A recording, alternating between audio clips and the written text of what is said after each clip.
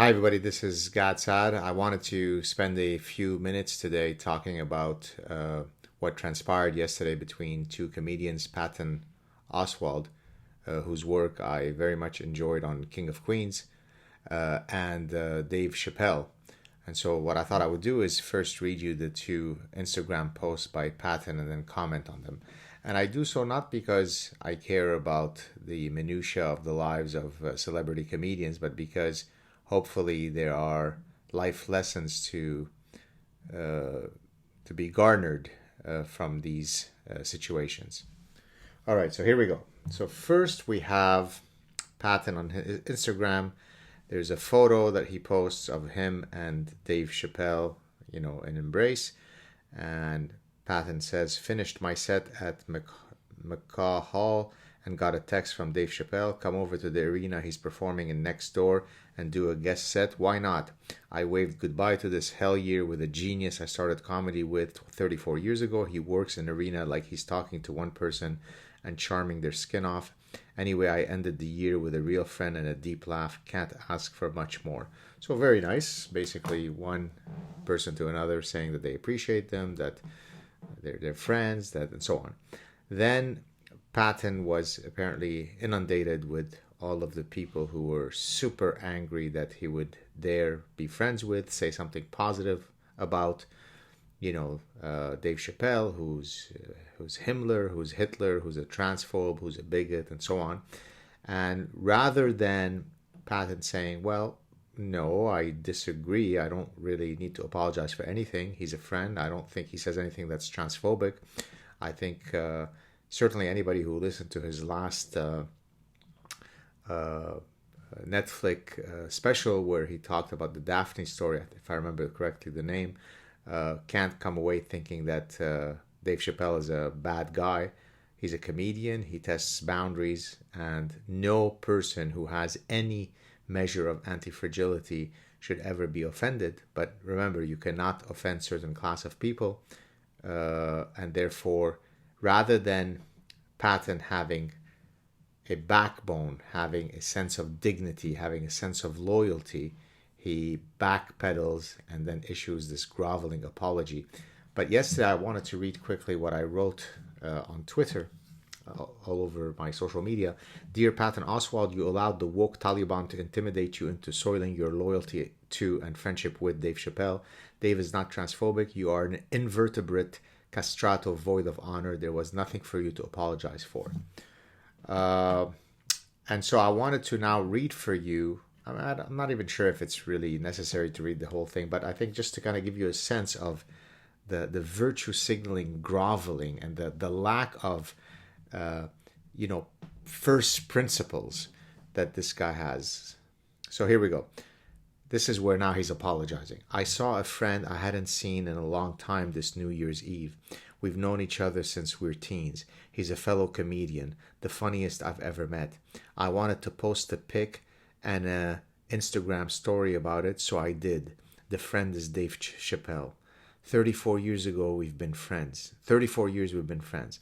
He's refocused and refined ideas a lot of us took as settled about race and history and life on planet Earth and spun them around with a phrase or punchline.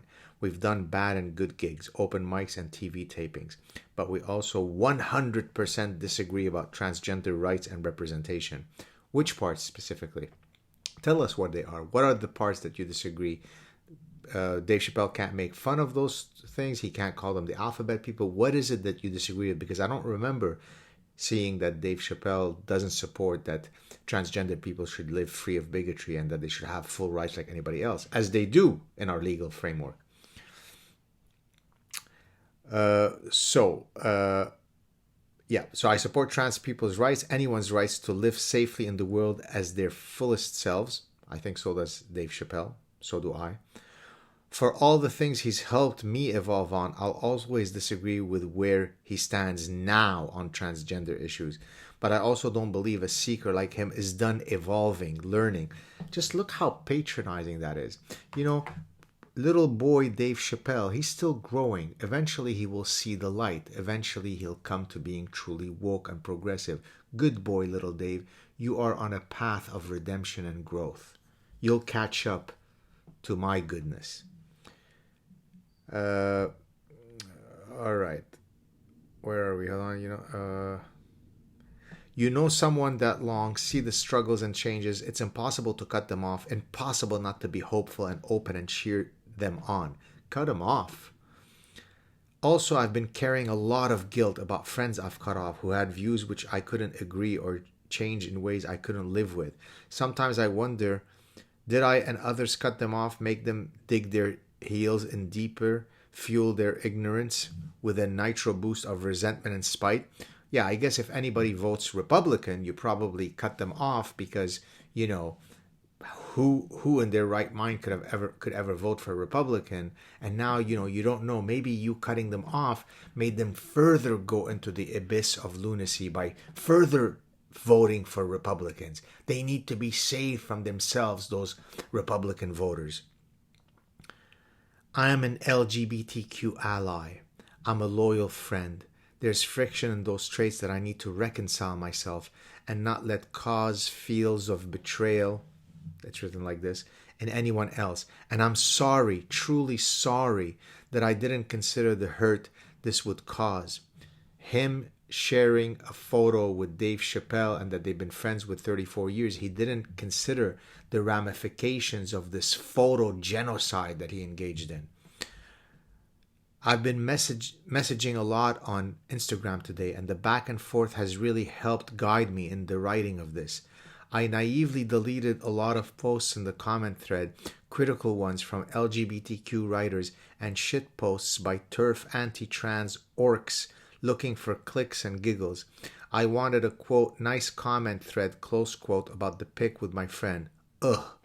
So easy to think someone else needs growth and miss the need in yourself. Gonna keep trying. Well, I'm really sorry that I didn't bring out the whip of self-disgust so that I can self-flagellate while reading Patton Oswalt's apology. So what are some lessons here? Number one, people who have a strong sense of personhood, who have strong principles which they're able to defend in an articulate and well-reasoned manner, never have to write such Instagram messages. Now, I don't mean to imply that there's never cause for you to apologize. People make mistakes, and if they're contrite, if they apologize in a matter that's a costly signal, people should have a path to redemption and forgiveness, and hey, that's great. It takes humility to apologize when you should be apologizing. Posting a photo of you and a friend that you've been friends with for 34 years and then backpedaling and throwing him under the bus, little boy Dave Chappelle still has some growth and maturity in his path to development. I hold out high hopes that one day he will be a moral person just like me because I'm a trans ally. Is not how strong persons behave. I want to contextualize this in comparison to a situation that I had a few years ago. A few years ago, when I gave a talk at Talks at Google at their main campus, and then it took several months for it to be posted, a good friend of mine, who's also a very, very well-known public intellectual, wrote to me and said, if they don't put your lecture up, I will cancel my talk. I think he was giving a talk. He had been invited to give a talk, and I will completely disassociate myself from Google. So this was a costly signal of his friendship, right? He was willing to incur a personal cost as a principled matter to defend his friend, yours truly. That's what friends do. Now, I don't mean that friendship is blind to all contingencies, right? I mean, if you're a child killer, it doesn't mean that our friendship won't suffer from having found out that you're John Wayne Gacy. But to have to grovel and apologize because the woke Taliban has come after you is simply unconscionable. It's a measure of someone that has zero shakhsiyya, personhood. It's someone who truly is an invertebrate castrato. No spine, no testicles. And again, this is not to smash Patton Oswalt. I know that he's had a personal tragedy in his own life. I'm not trying to be mean, but on the rare chance that he actually watches this, what differentiates people of substance from all the cowardly little rats that run around in society is precisely those that have the backbone to say, I'm never going to apologize for positions that I hold, that I can defend, that I can articulate. That's what it means to be a honey badger, right? And by the way, just apropos this position, today someone, a terroristic castrato himself, started tagging my university to, report me, to get me fired, because I referred to, the folks as the woke Taliban. So he said, Saad is a professor who calls people with whom he disagrees as terrorists.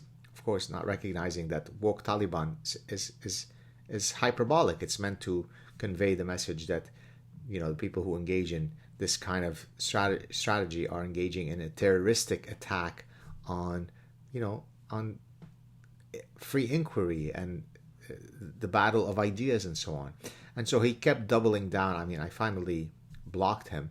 But imagine what this person is like. There is an adult, I think he's Canadian, who thinks that it is perfectly okay to try to get me fired at my job. I'm a professor of almost 30 years. Nothing like that's going to happen. That's not the point. But that's his goal. He even wrote it. He'd feel very happy if I were fired. Now, let's suppose that were true. Would that be a good outcome? Let's just talk about my children. I have young children. That person would be happy that there'd be a negative consequence on my career because he feels that my taking a position whereby I defend Dave Chappelle against Patton Oswalt should get me fired, given the professor that I am. So this is what we're dealing with. Now imagine if this guy could be levied a $20 million lawsuit because you can't engage in occupational harassment where you try to fire someone because they hold a position that is contrary to yours. That problem would go away.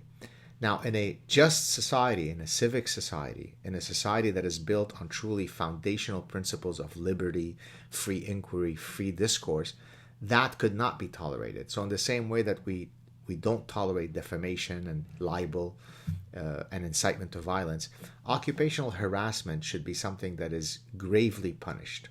So there you have it, folks. Be loyal to your friends. Have testicular fortitude. Never back down when the mob comes after you. Don't apologize when you're not supposed to. And don't be a terroristic occupational harasser. It's unbecoming of human dignity. Take care, everybody. Cheers.